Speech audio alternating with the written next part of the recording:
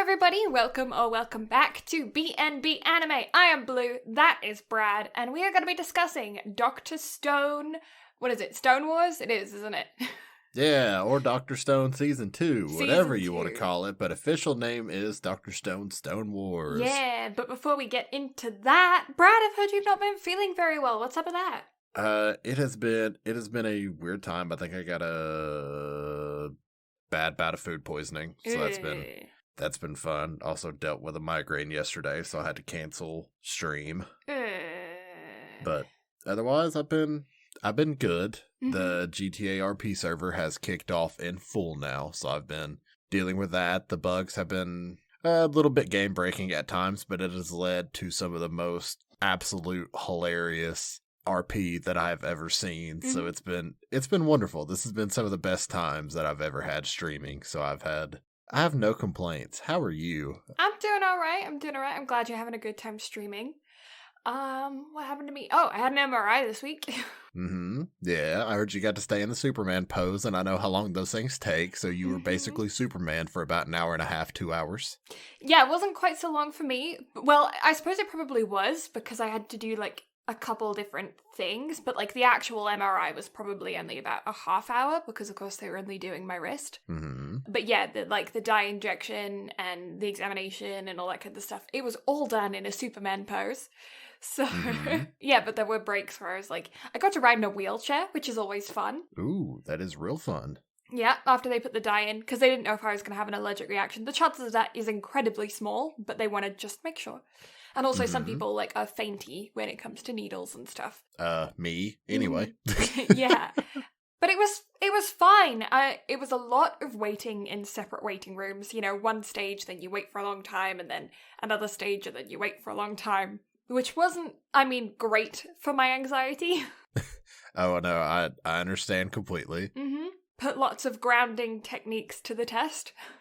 Mm-hmm. But yeah, it was, overall, I'd say the experience was a rather positive one. The technicians were absolutely lovely. The nurses were kind of in their own bubble, I guess. I don't know, there was like a moment where I spent like a half hour in the hallway in a wheelchair, just sitting there, waiting for the person in front of me to finish their MRI so that I could go in. And the nurses were just sitting at their desk. I'm assuming they were working, but they were just, it sounded like they were just having wedding talk with a girl who had just come back from her honeymoon, and with a nurse who had just come back. And I don't know, I just felt like it was kind of, I was very bored and nervous for the half hour that I was just sitting in a hallway with like 5 nurses right there, and I don't know, I was too awkward to be like, hey, can someone come talk to me to try and keep me grounded, because I'm panicking right now. But should have asked for a book. Yeah, I don't know why, I don't know, when I get in those moods, I'm like, I can't ask for anything, so. I know, I understand. I was really thirsty, and I was right under a vent, so I was cold, and really bored, and my computer just went, oh, virus and threat protection. Thanks, Windows. Thank you, Windows. Your threat protection means nothing to me. Right, yeah. But yeah, I don't know. I was just sitting on the hallway in a wheelchair, and they were just talking right there, and I was feeling really awkward. But the technician who was the one who was like taking the pictures of my wrist after they'd done the injection, or like during the injection, as opposed to like he didn't have anything to do with the MRI. Mm-hmm. He had come by a couple of times to deliver some stuff, and he chatted to me while we were in the hallway, which was nice. But yeah, I don't know. Overall, it was a positive experience. That part of it was really quite scary. Mm-hmm. But yeah, the next day, my anxiety hit me pretty hard, because my form of anxiety is that, like, my panic attacks come later. Mm-hmm. And sometimes they're, like, a week, a month, 6 months later than the actual event, depending on how intense the event is. But in this case, it just came the day after. And so, yeah, Wednesday was a lot.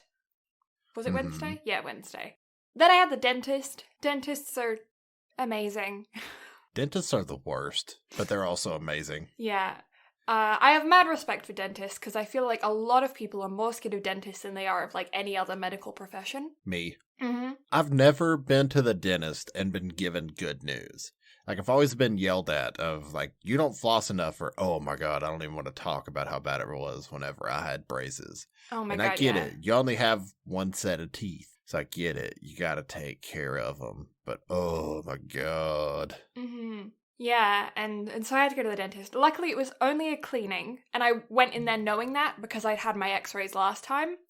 So I was like, well, I know that at least I don't have to worry about any of that. And I didn't have any, like, fluoride treatment or anything because my insurance only covers it once a year. So I had that last time as well. I just got that all out of the way in the one session. So it was literally just a cleaning this time. Which, it wasn't so bad. But I had a new... So the dental hygienist is the cleaning. I had a new dentist come round to do, like, the inspection, where they just, like, pop in for, like, 3 seconds and just look at all your teeth and then update your chart and then move on to the next person. Mm-hmm. But I don't know if my chart was, like, really behind, because I don't go to dentists very often, or if it just, like, because I'm in a small town and I have a small town dentist, if it just wasn't as thorough, and then this new dentist who had just moved to town was just being a lot more thorough and, like, updating my chart a lot, because he was using all of these terms. He was looking at every single one of my teeth, and pretty much every single tooth, he would be like, and this one, and, like, tooth, I don't know, B3 has a knuckle, and this one, you know, and he would, like, list a thing on, like, pretty much every single one of my teeth, and I'm lying there thinking, oh shit, I got something wrong with every tooth. And then he wraps up and he just goes, okay, it looks great, you've got really healthy teeth. And then I was like, but wait, what? What was all of that about? So I'm assuming it's just, like, I don't know, the way my teeth are shaped, or, like, the position they are in my mouth. Because obviously I'm supposed to be wearing a retainer, but I never do. So my teeth have shifted. Mm-hmm. And my retainer doesn't even fit anymore. Because it's, like, molded to my mouth from when I was, like, 15. So, you know. So I'm assuming it's just, like, the position of my teeth, or the way my teeth are shaped, or something like that, because he was pleased.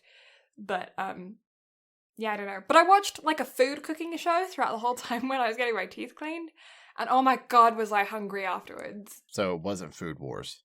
No, it wasn't Food Wars. It was, although it could have been, from how hungry it made me. It was, like, You Gotta Eat Here, I think that's what it's called. Mm-hmm. And I think it's a Canadian show, because they were in Victoria. It's just, like, this one dude goes around and goes to, like, all of these small hole-in-the-wall food places and just eats the things in their menu and then goes back into their kitchen, and they show him how to, like, make a couple of the things. And he just tells you about the food and then says it's really good, you should eat here. And that's the whole premise of the show. Yeah, it's not like he's a chef or anything. It's just him showing Canadians cool places to eat. I am both intrigued and... also, huh? I know, right? Yeah. It seems like it would be a really boring show, but it was actually really interesting because, of course, all the places that he goes to are, like, family run, or, you know, community staples, or, you know, those real individual homey places. That's where he goes to. And so it's like, a part of it is like you're just watching locals eat good food, and that's really appealing. But then you look at it compared to, like, Gordon Ramsay, and you're like, well, where's the drama? We watch cooking for the drama. For the drama. I want to know who's an idiot sandwich. Where is Gordon yelling at all the people? I need the fun. Exactly. Although, if I were in those people's shoes, I would be shitting myself. Oh my god. Yeah. But also, meeting Gordon Ramsay? No, that's a goal. Yeah. He seems like such a nice guy. When he's not yelling at you, obviously. Like, my face just immediately stared into my microphone for a second. Like, what did she just say? No, but he is, though.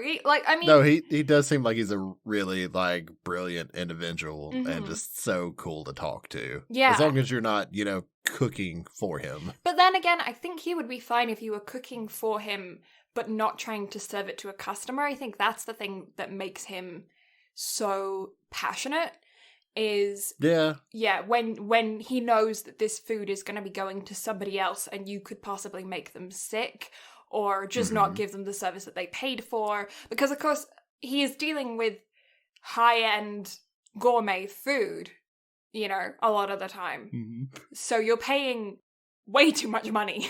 So if you're getting crap food when you're forking over an entire paycheck for a meal, I don't know. No, I feel you. I feel you. But yeah, he'd be so cool to meet. And even, just cook for him just to see what he thinks about, my cooking. Yeah, just like normal people food.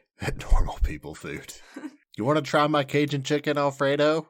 I'll give you some beans on toast.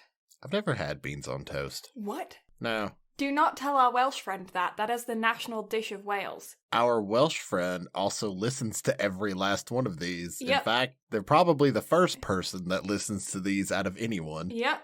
And they're going to be absolutely horrified at hearing you say that. Sorry, mate. Love you. So what you need to go and do is you need to go and get some cheapo white bread, some butter, and some Heinz beans, specifically British style. I don't know where to acquire those. Maybe they're on Amazon. Walmart sells them. But do they sell British style? Like, does British it have? style. Yeah. Does it have the flag on them and everything, and just clearly boasts British style? So, the conversation over these beans. When we first emigrated to Canada, one of our biggest annoyances was baked beans. Like, they're such a British staple in breakfast, in lunches, when you're ill. You just have, like, baked beans all the time. I don't know why. They're just, like, a staple of our diet. And we come to Canada, and the beans they have, even the Heinz ordinary baked beans, are different. They have, like, beef flavoring in them over here. Or, like, bacon bits in the beans. There's even a maple flavor, because they're Canadian. But they weren't just like beans and tomato sauce, which is just what we're used to, And so we didn't like any of the other flavors. They weren't what we were used to. They weren't, our beans. And then after about 4 years, I think, of living in Canada, we all of a sudden saw a tin of beans on the side with a teal wrapper.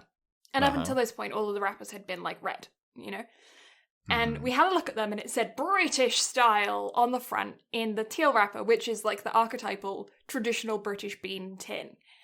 And we were like, we got to try them. We got to see if they're legit. So we bought them, took them home, ate them, and they were exactly the same recipe. So we were like, brilliant, perfect. We've now found our beans, so we're going to buy the crap out of these. We went back to the store and there were no more. We waited for 6 months. And then all of a sudden, they show up again, and there's 6 of them in a teeny tiny little section on a shelf. We buy all of them. We're like, we don't know when we're going to see them again, buy them. So we buy all of them. And then for another 4 months, there's no more beans. And then all of a sudden, they're back again, but their section has doubled, and there's 12 of them. So we buy 6 of them again, because we're like, well, we want to leave some for the other Brits in town. And they start coming back, and they're regularly stocked. And we're like, oh my god, this is amazing. And then before we know it, they've taken up a whole unit shelf in our local grocery store. So the whole village was just like, yes, British beans, thank you. So y'all just snowball affected the entire town. Yeah. Just because you had to have your damn beans on toast. Yeah. And, well, I mean, I'm gonna take the credit from our family, but I will also say that for some reason, our village is like a magnet to British people. There's one high school in my town, right? In my year at school, there was 5 British students and 2 South African. Interesting. We quite the colonial habitat. I don't know. We're all just popped there. Don't know why. So and then there's a British person that's just up the way. There's one that lives in our crescent. There's a lot of us British people in town. I don't know why. We all just detracted here. So I will say that, yes, okay, we took credit for starting that off, but I don't think that we did. I think the rest of the Brits in town saw the British beans and were like, yes, okay, cool, we want them. And then, of course, more people, Canadians, decided to give them a go and liked them as well. But yeah, now we've started seeing them in the city and around the place as well. And then eventually the package changed and all of the Heinz beans went into that teal packet. And then it became harder to find the British style because they were all in the teal packaging. But now obviously they're a regular staple in the grocery store and we buy them in our weekly shop. But yeah, you need to find those British beans. They should be available in America because they are available all across Canada, and normally if things are available in Canada, they're available in America too. So I did a quick Google, and I can get a 6-pack of beans. I don't know why that humors me so much to say that, but I just had a giant grin break out on my face anyway. I can get a 6-pack of beans for $15. Well, there you go. And have them probably Amazon Prime shipped to my house. Yes, do that. Get some cheapo white bread, some butter, slather that on the toast, and then heat up the beans and just shove them on the bread. And I'm not kidding, that's it. That's beans on toast. It's white bread, butter, beans. Excuse me? That's it. That's beans on toast. So you're telling me our Welsh friend is going to lose his shit over me not taking time out of my day to put bread in a toaster, heat up a can of beans, and then just slap those bitches together and eat it? Yes. That is, yeah. And yet people want to give America shit for the stuff that we come up with. Yeah. I don't know how, I'm Googling this. When was beans on toast invented? I have never been so humored by a topic in my life. When was beans on toast invented? It actually comes up on Google search, okay? 1927. So, in the post-AD world, it took 1927 years for someone to go, beans, bread, toast, bread, beans on toast. Oh. What does this say? Listen to this headline. This is from The Independent. Americans have just discovered beans on toast, and they're really, really not impressed. Well, what a more fitting headline for this conversation we're having right now. That's the headline. Oh my god, that's so funny. You know, I wonder what my grandmother would say if I went to the store and just bought that, brought it home, and then just started chucking that shit on the stove and started making it. I wonder if she thought I'd lost my damn mind. I guess it's the equivalent to you of, like, chicken nuggets and chips, of fries. You know? Like, when you come home after a long day and you want to just, like, whack something out and have something easy to eat. That's it. My brain is melting. But you can have it for breakfast, lunch, or dinner. Yeah, and guess what? I can also have eggs, biscuits, and gravy, and bacon for breakfast, lunch, or dinner. I suppose. Have you ever had black pudding? I have not. But I'm also not a pudding kind of person either. It's not, like, your kind of pudding. I realize that. But anything that has the word pudding in it, I'm, like, immediately turned off to. British people call all desserts pudding. Cake? Pudding. It just means the sweet meal after dinner. It's just pudding. It's like when you're watching Harry Potter and Luna goes, I wonder if there's pudding. She just means, I wonder if there's dessert. Okay, now my brain is melting more, but for other reasons. Yeah, pudding just means dessert. So while we're on the topic, Luna is such an underrated character in the Harry Potter world. I agree and disagree. She's underrated in mainstream. In the Harry Potter fandom, she's very much loved. Well, I mean, of course she's going to be loved. She was not around nearly enough, and that upsets me. No, she was only introduced in, the Goblet of Fire? No, I think it was Order of the Phoenix. Order of the Phoenix, yeah. Like, she was brought in 5, 6, and just a tiny bit of 7, yeah. And that upsets me a lot. Because she can see the... What are they? I want to say the Nargles? No, not the Nargles. The big horses where Harry Oh, sees the them. Therestals. Yes. Threstrals? Threstrals? I don't know. My brain is fried. So we've talked about dessert 2 weeks in a row. We have. I guess we're just hungry every time we sit down to record this. Yep.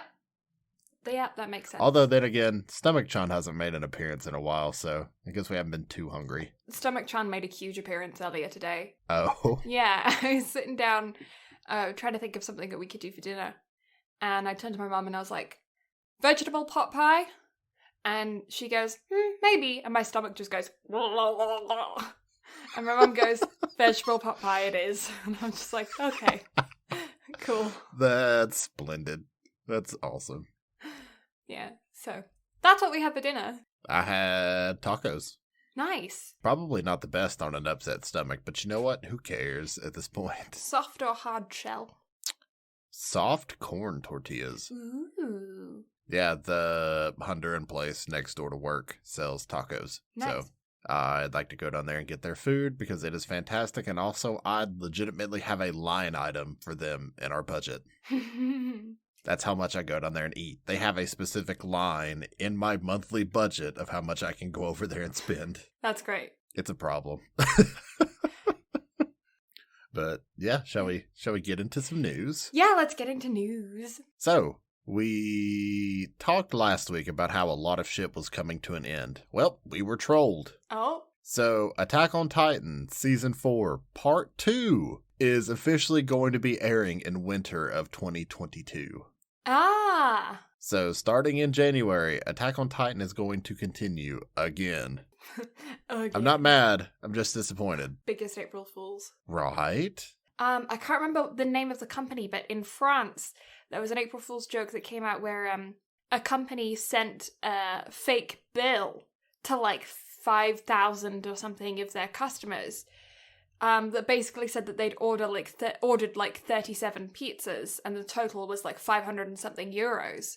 And then they would get like, I don't know, like 50 sachets of hot sauce or something as a loyalty reward for it. And so then they were like Pikachu surprise face when all of their customers are angry at them on social media for scaring the crap out of them for having this super expensive bill for these pizzas they never ordered. It's like, how would you think that's a good surprise? A good April Fool's? So, the town over, they have a beard company that's actually, like, relatively massive for the beard products and stuff that they make. Well, they sent out a tweet or a post on Facebook or something on March 31st saying, tomorrow, for one day only, our entire store is going to be 92% off. And we get it. Tomorrow's April Fool's. But this is not a joke. Everything is going to be 92% off. So yesterday, I get on their website to check because I was like, everything 92% off. I might actually try beard oil for once. Mm-hmm. And their basic monthly package was $600. So they bumped their prices at the margin it would take to where the 92% off would knock it down to what its normal price was. I have never been both so disappointed and humored in my life. Oh, that's stupid. It's wonderful, but also so dumb. That's some kind of shit I would do. Like, if I ever had a merch store or something like that, I would do something along those lines. Yeah. Anything that was, like, around $70, you'd just make $69 for the lols. Yeah. Yeah. Speaking of, our biggest lull for episode 69 is coming up in a few weeks. Yeah, episode 69 of the podcast is coming out soon, and we have chosen a very interesting anime to cover during that time.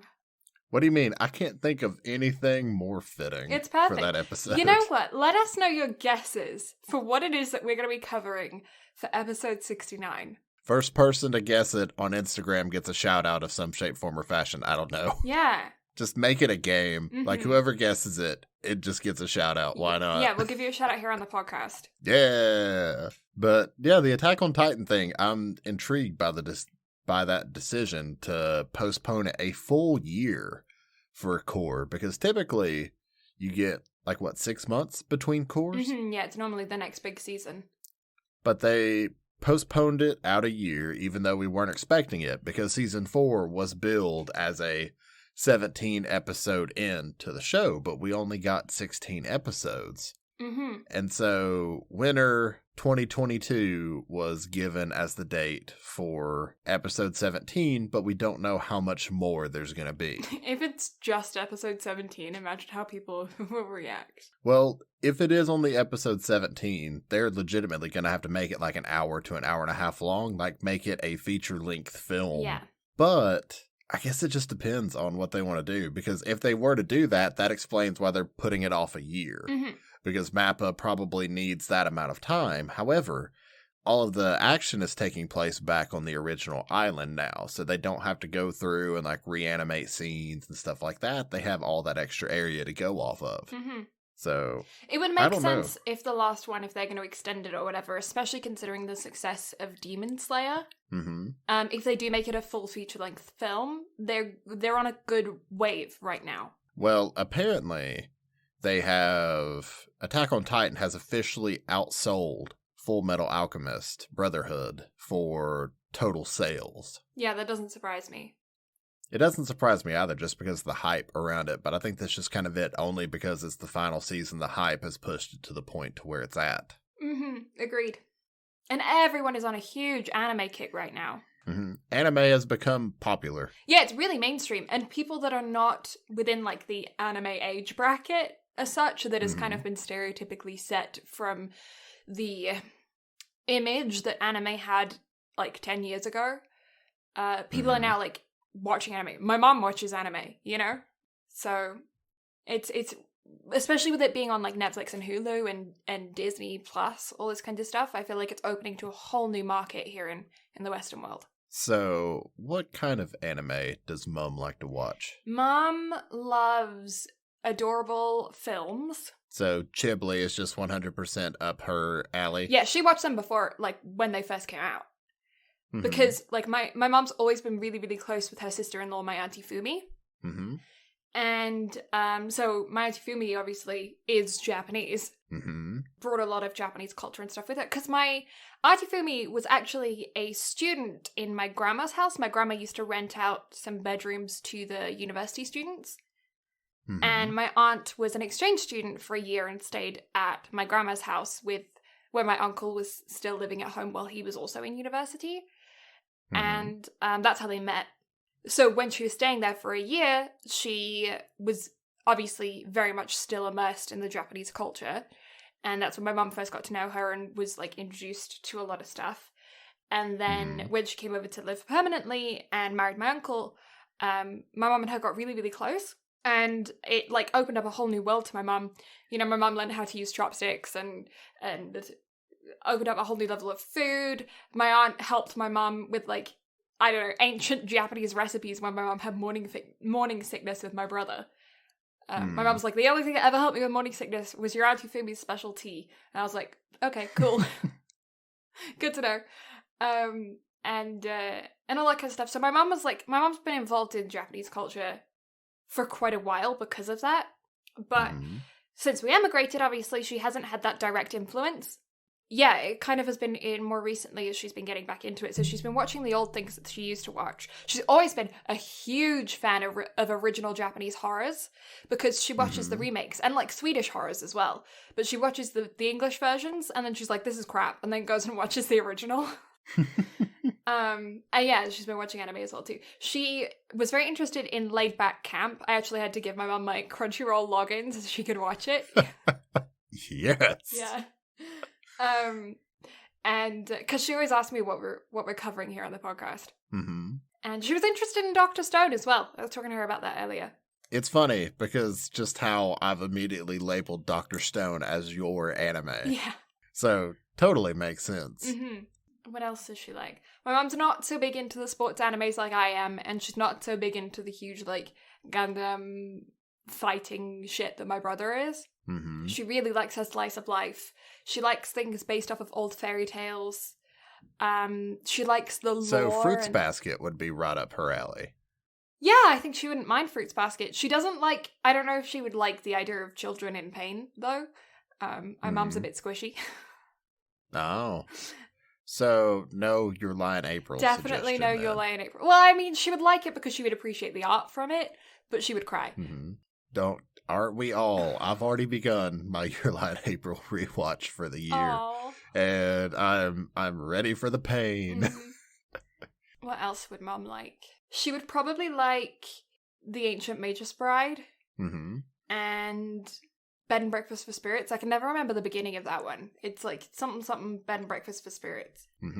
You should totally, the week that we rewatched Chihaya Faru, you should get her to watch that with you. Yeah, I'll see. I'll see if she wants to watch. Because that would be, I feel like that would be a good one to watch. That's wholesome and nice and cool. My mom always we play cards with my family quite a lot. And my dad always teases my mom about her cheating because my great grandma, she used to cheat at cards, but like, well. Mm-hmm. Yeah. That humors me. I'm gonna have to get really good at cheating at cards somehow this weekend. Oh yeah? Because for the RP server, I have to gamble all of my dirty money away so I can have actual money. Mm-hmm. And your boy is good at poker. Your boy is not good at blackjack. My luck with blackjack is shit. And that's the only way I can gamble away all of the dirty money. Yeah, see, I've been playing blackjack since I could walk. You know, it's one of the first card games I've ever taught because it's really good at teaching kids how to count. Mm-hmm. Yeah, I've never actually played poker in practice, but I've seen a lot of poker games, so I kind of know how it works, but I have never actually played in practice. See, I've played a lot of both, and I understand blackjack, and I understand the premise of it. It's just my luck with it is terrible. Mm-hmm.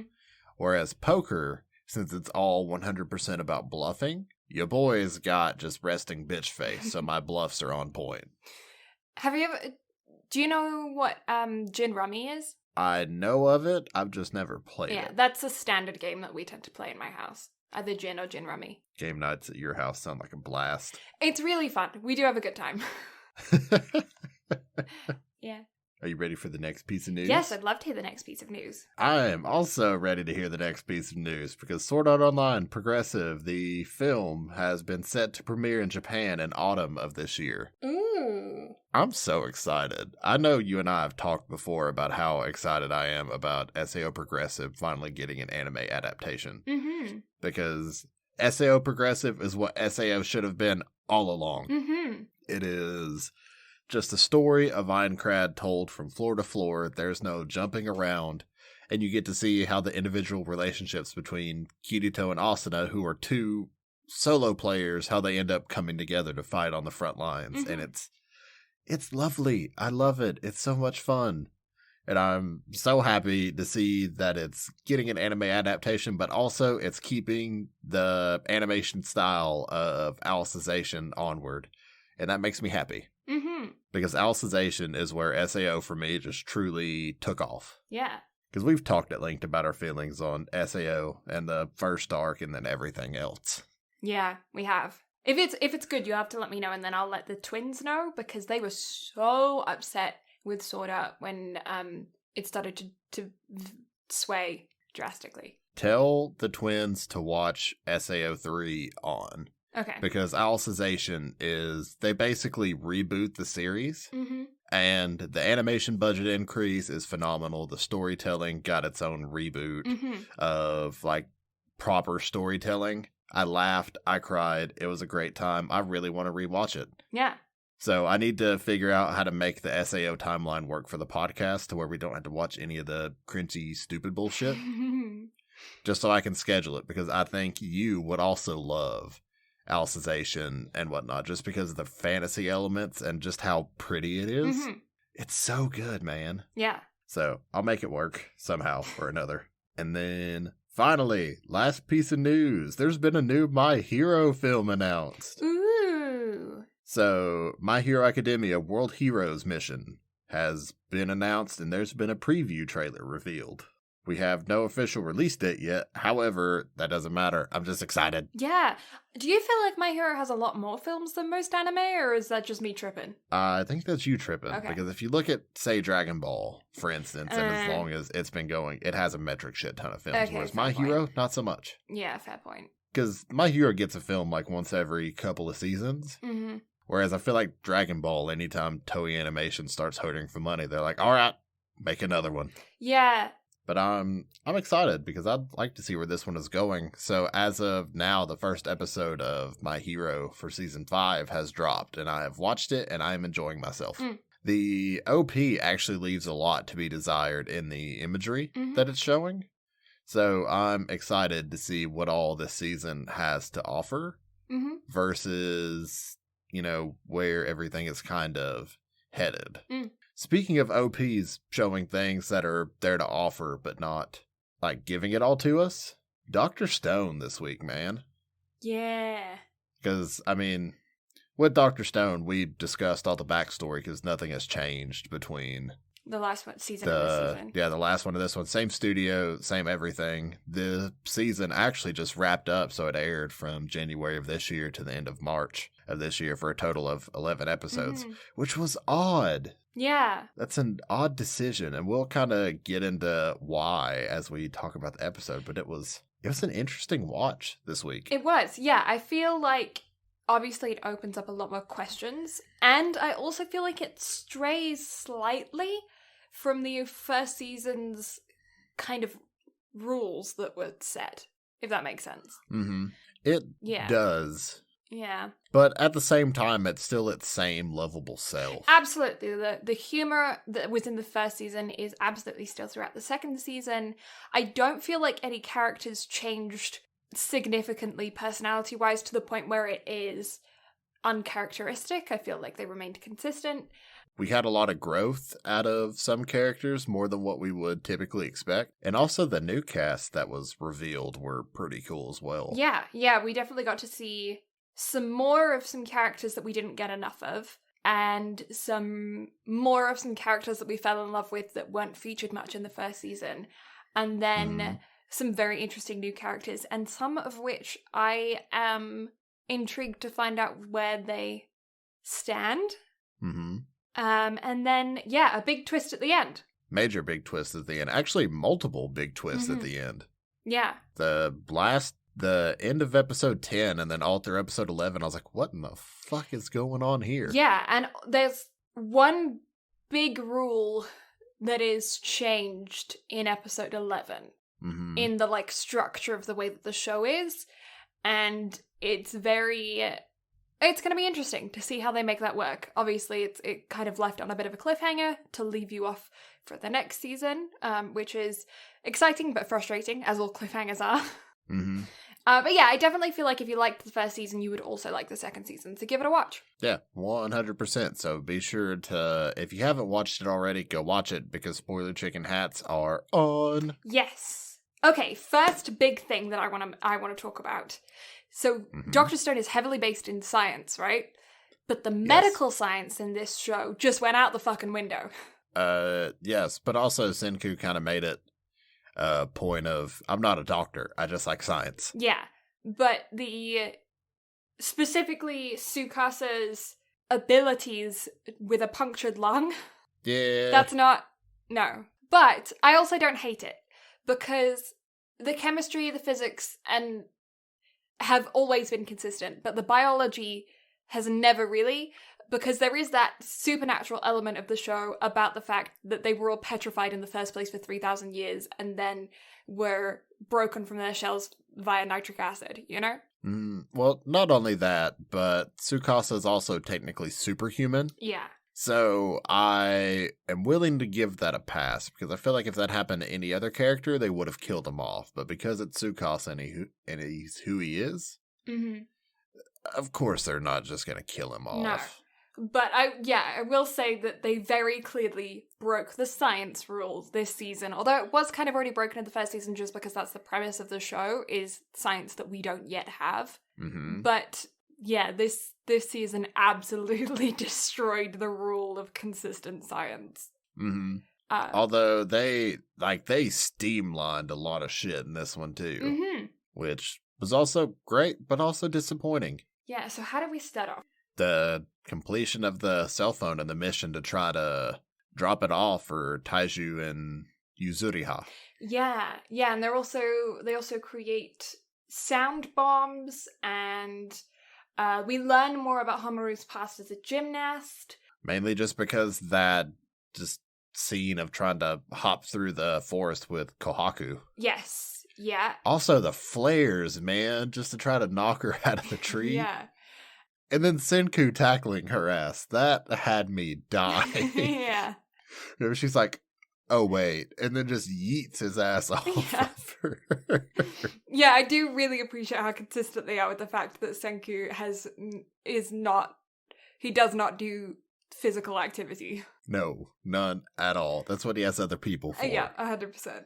Yeah, and then we have Chrome and the fire to get Gen and Magma out of the circle, because that's where we're starting to meet some of the other characters then. Who is your favorite of all of the new characters that were introduced this season? It's gotta be Ukyo. Yeah, I agree. Just because there's so many questions there. But he's a dude with supernatural hearing. Yeah. He's the one that I'm curious about, like, that I want to know more about, because he has neither aligned to the villainous side nor Senku. He kind of is his own man, and I feel like that's going to remain consistent, even though right now his morals and way of working is currently aligned with Senku, and of course, because of the big twist at the end, there isn't really an established villain at the moment who is free to do as they please. Mm-hmm. Although I'm curious to see what the new location for future settings are going to be. Although I have a theory. A game theory? Yes. Or a film theory because it's anime. Theory. Thanks for listening. Anyway. But yeah, I'll talk about it at the end because it just hit me because I was like, I wonder where everything is going to go. And then my brain just had a giant light bulb, or in Dr. Stone's case, a flare just go off.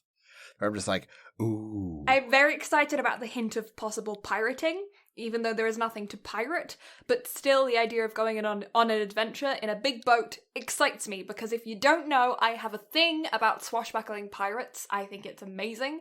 I love it. So, have you ever played Assassin's Creed Black Flag? I have not. That's all about pirates, mate. That would be right up your alley. I need to. But I love me a good book about a good swashbuckling pirate. Something about Peter Pan as a kid.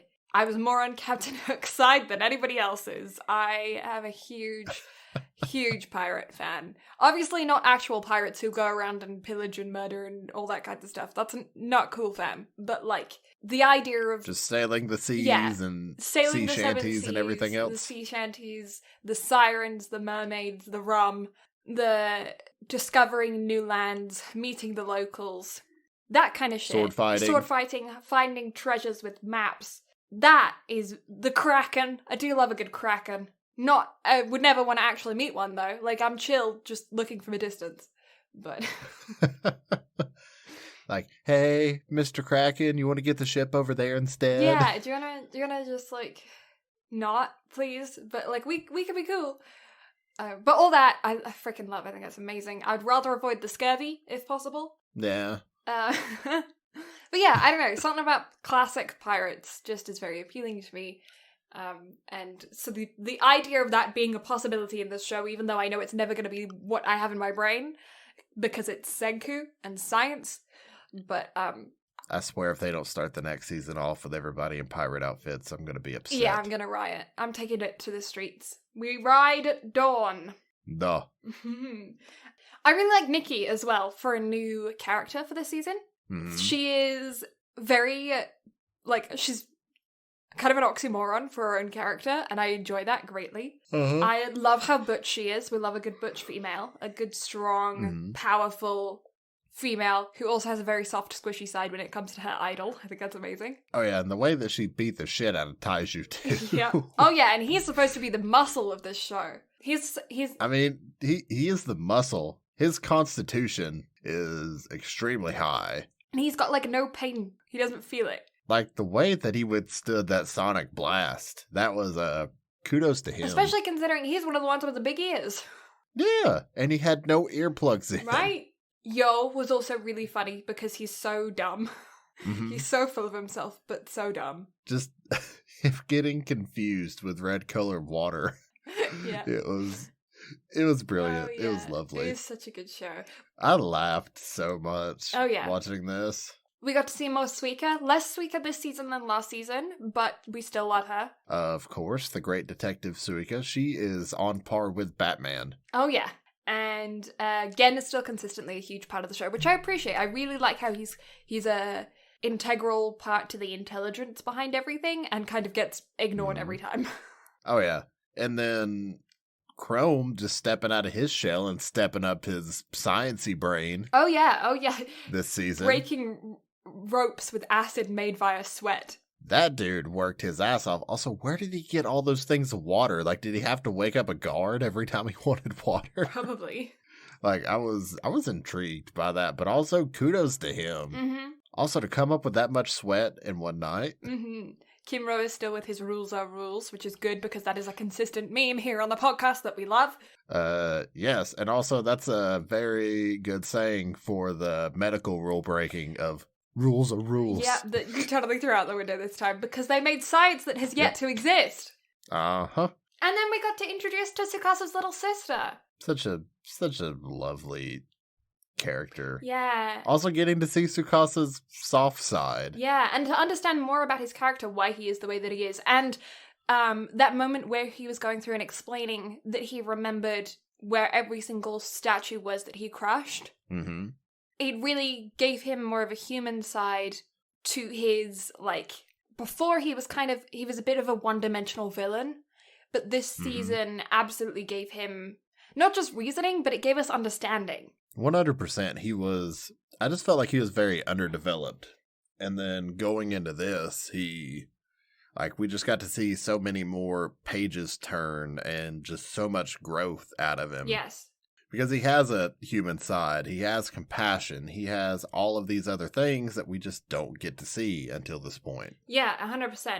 It was really cool to see him where his thinking was coming from. And obviously we did get to see quite a lot of his backstory last season, but it was kind of like a half story. Mm-hmm. Whereas this, this was the finishing. It was just one-sided. Mm-hmm. Like, you only got to see the hard side of him, and the other part he kind of told. Yeah. But he told it as a story, not about himself, even though it was revealed this season that Senku knew he was talking about himself, and the shell story for the sister was actually about him. Yeah. Also, such a badass little kid beating the shit out of grown men in MMA rings. Oh my god, yeah. But yeah, definitely made you feel compassion for the guy this season, 100%. Mm-hmm.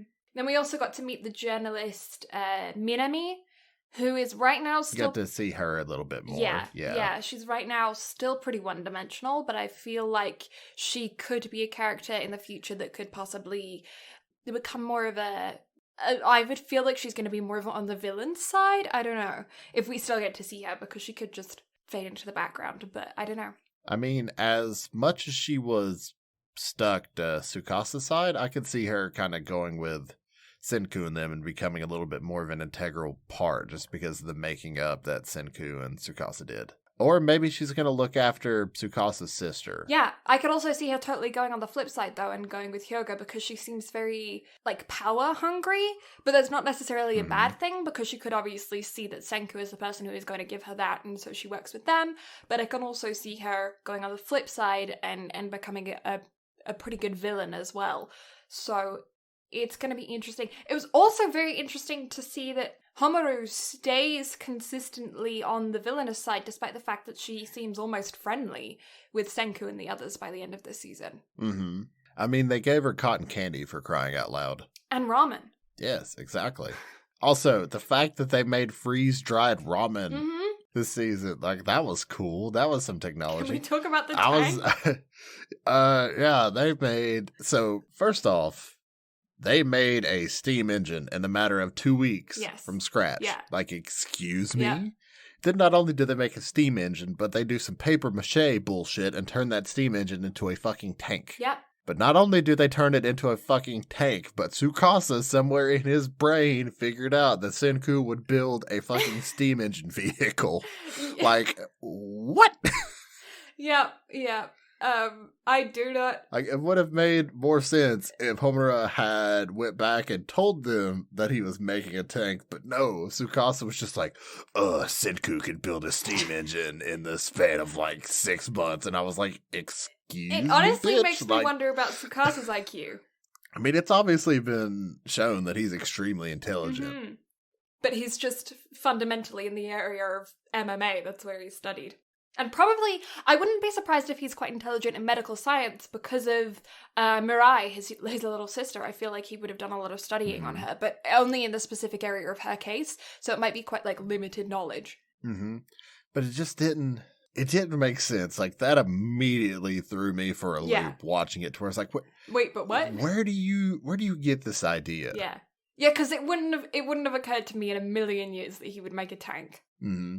Like, never until I saw it in the OP and I was like, they're building a fucking tank. I'm so hyped. Yeah, that was quite interesting. Then can we talk about the dynamite paper airplanes? Oh my god, yeah. That was glorious. Yep. Just the fact that they then showed the Guinness World Book of Records best airplane. Uh-huh. That's great. I was like, I might need to pause this and test this out. It was lovely, but also I just felt like everything was rushed, man. Yeah. It kind of, I don't know, like this was definitely a harder watch than season 1 for sure. Not that much harder, but it was... Yeah. I just didn't enjoy it as much. I still loved it. Like, it was still a great laugh, but it was definitely a harder watch.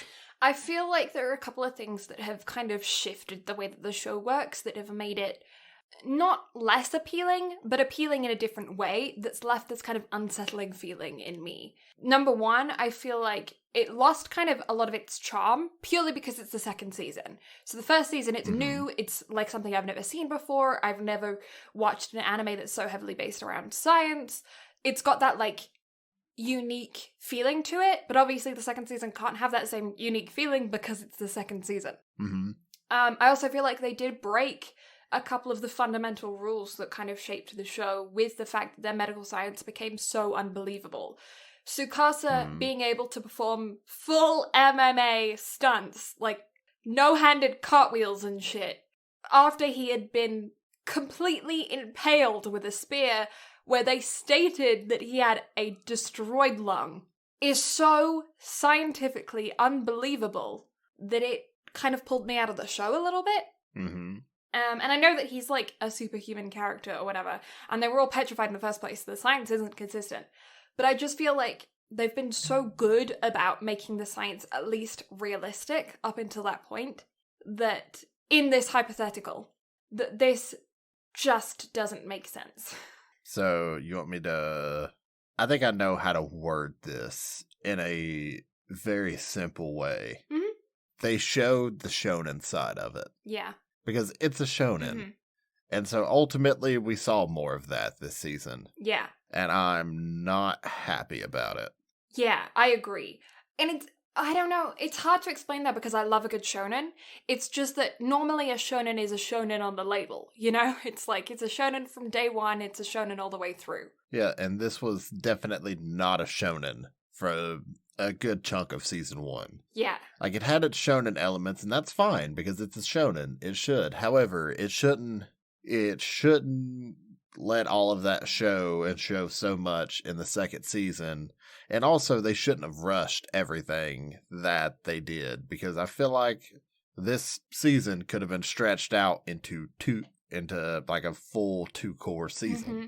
Like, the building of the steam engine should have at least taken 3 or 4 episodes. Yeah, that's one thing as well, is there was so much hype to this war, and then they were talking about the fact that this war would only take 20 seconds because of the way that the brain works. Like, you for 20 seconds, you, like, have your gut reaction, your instinctual reaction, and then after 20 seconds, that's when your logic kind of kicks in, which makes perfect sense. They could have gone with that. I believe the science, sure. But I feel like they should have taken a note out of, like, Dragon Ball or something and made that 20 seconds last a couple episodes.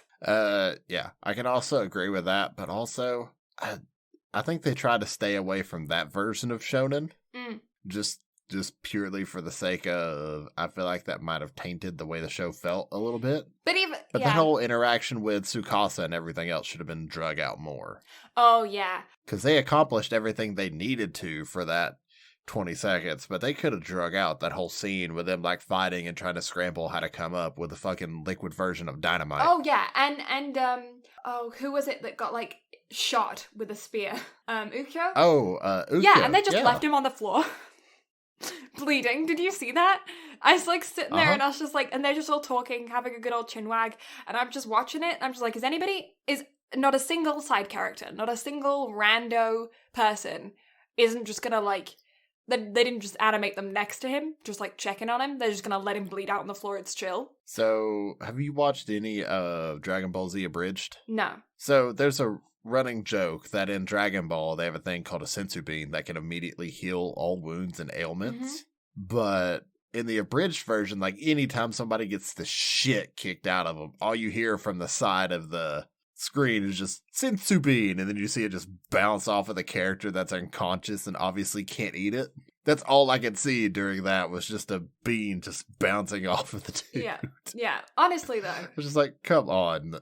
Yeah, because he obviously also had either a punctured lung or a punctured stomach because he was bleeding in the mouth. So, but did it not go through his shoulder?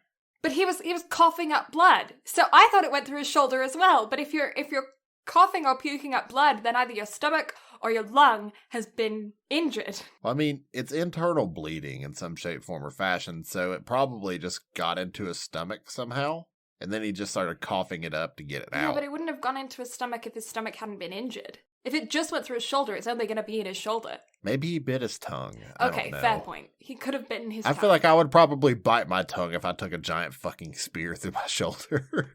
Tsukasa, who had been impaled in the lung, wasn't coughing up blood. But he was bleeding from the mouth. Was he? Right? I think so. I don't think he was. I thought he was. Maybe towards the end. Senku was. Senku also bit his tongue. I don't know. It was interesting. It was weird. Science no makes sense. No. Medical science no makes sense. Science for show makes sense. Yeah. Yeah, science makes sense. Medical science is just dumb. Also, how long were they in that cave trying to fucking make liquid dynamite? Oh, yeah. Yeah, I know. I was thinking about that as well. I was like... Like, they were just chilling there, and what all was going on outside? Like, you could have been playing the Jeopardy theme in the background while all that was going on. Yeah, because that was when, Kohoku and that were, like, fighting off Tsukasa. Like, trying to hold off Tsukasa and Hyoga, and it just was not working. Yeah. But, I don't know, like, it was good. It was a fun time. Also, Kohaku grabs the end of Hyoga's spear, and he just asks for another one off camera. It's like, here, you can have this one. I have more. And I'm like, excuse me, bitch? That made me laugh so much because I was just like, that's such a, like, it's okay. There's another one that I prepared earlier moment. It's like such a meta thing that I want to read through that section of the manga just to see how it went. Yeah. Because I want to know if they changed anything. Because, my God, it was... I don't know how I feel about the second season in relation to the first season. Because it's very, very different from the first season in just the way that they set up the story. But in and of itself, I really enjoyed it. You know, if I don't compare it to the first season, I think it's a really good show. I think it's really funny. I think it's really good. Lots of action in it. You still learn a lot of science. But it just doesn't follow the same rules that were kind of established in the first season. I feel like I can give it an 8, but I can't go any higher than an 8. You know what? I feel like that's pretty fair. Also, OP was a banger. Yes. ED was also good. I like the animation on the ED, but the OP definitely followed suit of the first season, although it was not Burnout Syndrome that did the OP on this one. No. So that kind of made me sad. Yeah. But it still suited what we had for the first season as well, so it was lovely. Didn't Burnout Syndrome do another anime that we watched recently, their OP? Haikyuu? Like a good chunk of Haikyuu's OPs? I was like, I know them. They're a great band. Like, I've downloaded their albums on Apple Music and I've been listening to them. Like, that, like, they're good. I like their stuff. I just like J-pop music in general. Yeah. It's a blast. Yeah. Although everybody at work looks at me weird because I have it jamming through the speaker in the warehouse. They're like, do you even understand this? And I'm like, some of it. Some of it. Bits and pieces. Yeah, I don't know. I thought the show was overall, it was good. I agree with the 8. I think that, yeah, I don't know. I still really enjoyed it. Dr. Stone still is, like, special to me because it's something about it is just really appealing. Mm-hmm. I feel like if you like the first season, you'll like the second season. If you like Shonen, you'll like both seasons. I'm not going to say I'm disappointed because I'm not disappointed. I'm just not impressed, you know? Yeah, there was so much more that this war could have been, and yet we didn't get it. Yeah, and we were so hyped after the end of the first season. Yeah, and they built it up like it was going to be some grand war, and it wasn't, which it doesn't suit the show. But I feel like this is just a matter of expectations. Like, I feel like we set our expectations so high that it let us down. Yeah, I feel like that's fair. But at the same time, there's been a lot of other stuff that has lived up to all of the hype, to where I don't feel like we were unjustified with that. No, because you look at it compared to, like, Haikyuu or ReZero or Demon Slayer, where the sequels are on par or better than the first season. Mm-hmm. And it was subpar, but it was subpar by such a fractional amount that it's not like enough to be mad at. But in comparison to shows that have been so brilliant, it kind of sticks out like a sore thumb. Mm-hmm.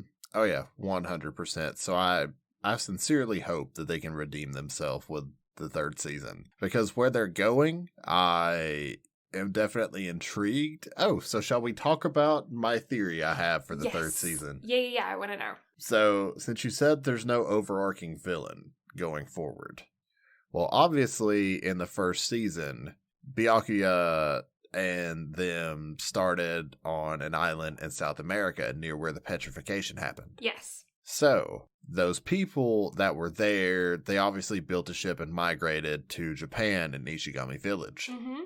Some people had to stay behind. There was the one couple that went off to go get help that never returned. Mm-hmm. So, well, not only that, but they were petrified for 3,000 years. Mm-hmm. There is no fucking way that the only people that survived was that small village. Mm-hmm. So, there has to be a whole civilization in South America.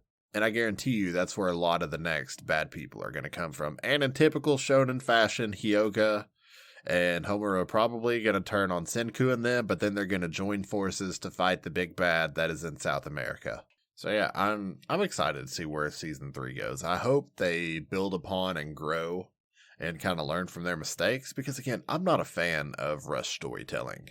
Yeah, agreed. I guess it's the slice of life lover in both of us that we're pretty chill with a slow-paced story. Mm-hmm. Oh yeah, because slice of life is the shit. Why do you think I rewatch Your Lie in April every single year? Yeah. Yeah. Like, it's just one of those things of, I love a slow build and slow storytelling, but also in a show that is based around science. Science does not happen overnight. Yeah, it's going to be interesting to see how they, A, prepare to go across to, I think, Brazil. Either way, South America. And then B, how they actually traverse. I want to know how that ship ride is going to go. Yeah. I want to know what's going to happen once they get there, what new characters are going to be introduced. And also, how, because society has 100% crumbled. Mm-hmm. So how are they going to find the source of the petrification? Everything has crumbled. It is really a stone world. So what are they hoping to find in a non-shonen world based around science? Yes, and are they going to take Tsukasa's frozen corpse with them? No, because I think they are leaving that behind so he can stay cool. Yeah. Also, cryogenic freezing isn't something that we really have the ability to do right now. That we know of. What about the conspiracy of, Disney and how they made Frozen to cover up everybody trying to find out about Walt Disney being frozen in the basement of Disneyland? That is a conspiracy. It is a real conspiracy, but good luck finding it, because all you're going to find out from Walt Disney Frozen is letting it go. Yeah, I don't know. I'm looking forward to seeing what else Dr. Stone has coming up in the future. Agreed. But yeah, I feel like an 8's only right, because I feel like a 7 would be a disservice for how much I enjoyed it, but also I definitely can't go any higher because I was decently disappointed with it. Yeah, I'm thinking like 7.5, 8 too. Yeah, I think it was fine. Yeah. But it's more than fine. It was good. It was definitely good. It was great, but it was not phenomenal. Yeah. 100%. Like, it was great for what it was, and it was a true second season to a phenomenal show. Yeah, and it doesn't make me hate the series anymore. It doesn't make me dislike any characters. It doesn't make me not want to cosplay anybody. It doesn't make me, want to, it doesn't make me feel any type of way. I'm still kind of just feeling the way that I was feeling before now. But I'm not more hyped, and I'm not more down. I'm just, plateaued. Mm-hmm. Yeah, it's definitely more like a not, true burnout feeling, but it's definitely somewhere along those lines. Yeah, I don't think I'm, as hyped to watch the third season as I was to watch this season. Just because of the typical trend of things, I'm more hyped for the third season just because of how the second season went. Because I think there's so much more they can do, and as long as they take their time with it and flesh it out into a 2-core season, I think it could be fine. Yeah. But if they go the shonen route of rushing everything, then I don't know how I'm going to feel. If there is pirates, I am so down. But if they don't improve over how the season went, I could see myself dropping season 3 from watching it week to week. Yeah. Yeah, I agree. Because just because of how the second season went, if it doesn't improve, then I think that would be the ultimate test is whether or not I drop it. Because I dropped The Promised Neverland. I don't know if I talked about that on the podcast, but I did drop it. So I'm curious. I mean, for one, I'm curious to finish The Promised Neverland here in a couple weeks whenever we cover it. But also I'm curious to see if I'm going to be doing the same with Dr. Stone whenever it comes out. Yeah, I got to up and including episode 6 this season before I stopped watching it.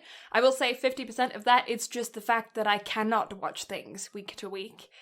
And a lot of it was that I've been very busy as well. But I feel like if it was the first season, I would have been a lot more inclined to watch it week to week.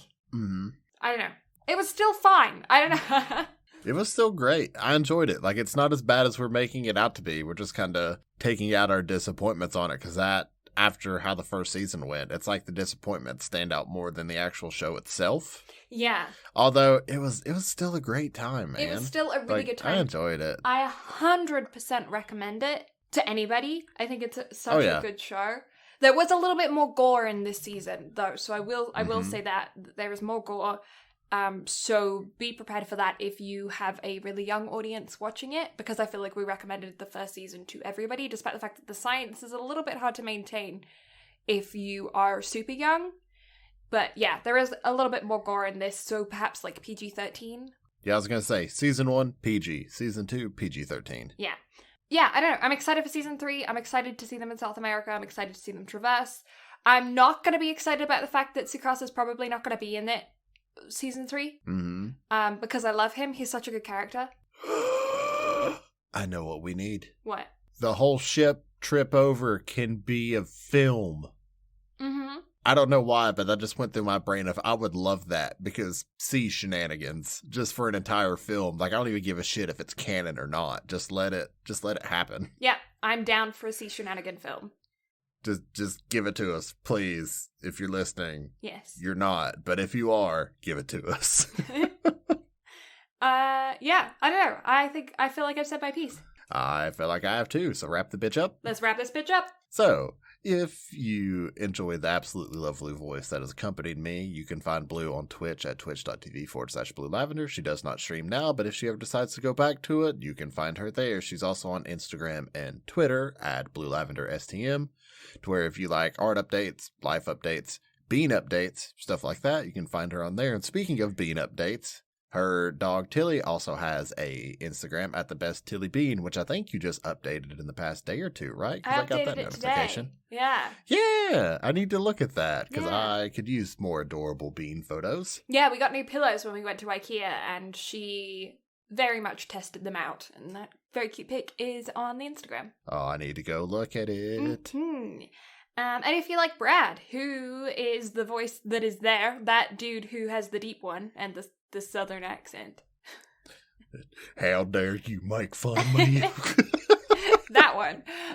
You can find him on Twitch. He streams pretty dang regularly now at Brad Carter Gaming. He's also on the socials at Brad Carter Gaming as well. We also have social media for the podcast at BnB Anime. We're also on YouTube under the same handle, where we post all of our podcast episodes, so you can go check those out. I also have some fun videos come in that I've been talking about for a while now and have yet to post because I'm slow, so sorry, but they will come. I promise. And we also have a website, www.bnbanime.com, where we have all of our previously archived episodes with links to your favorite listening platforms. You can download our podcast on whatever you want. Yeah, we also have a comment section there, so you can drop off all your comments on questions that we ask throughout the podcast. You can also do that down in the comment section of the YouTube channel as well, or hit us up in those DMs on Twitter or Instagram. Also, on the website, we have some information about both Brad and I, some behind-the-scenes stuff, some friends of the show, some pictures of our artwork, and a bunch more other cool stuff, so go check that out as well. Brad and I are both also on IMDb, so if you're curious about our voice acting stuff, you can check us out there under, what are you, you're... Brad Guerin. Brad Guerin on IMDb? Brad and then Geren for the last name. And I am Blue Lavender on there as well. Blue, Lavender, and Duh on IMDb, so you can check us both out there and check out our voice acting credits if you're interested. Yeah. So, thank you all so much for listening. Blue and I greatly appreciate it. Next week, my personal most anticipated thing that we've covered on this podcast for a long time, ReZero Season 2 Part 2. I have so much to talk about next week because I decided to cave and buy the light novels so I could have a little bit more text as to what was going on, because I had so many questions with the second season ending because I felt like things weren't truly explained that well, and really that started with the end of the first core. Mm-hmm. So I've had some things kind of re-explained that aren't necessarily spoilers, but they kind of give a little bit more context. Mm-hmm. So I am so excited to sit down and just talk about everything because I have been so pumped. I am so excited. In my opinion, ReZero is the greatest isekai anime of all time. Yeah. And it just continues to prove that to me with the second season ending. So I cannot wait for next week. But until then, we'll catch y'all next time. Bye-bye. Bye.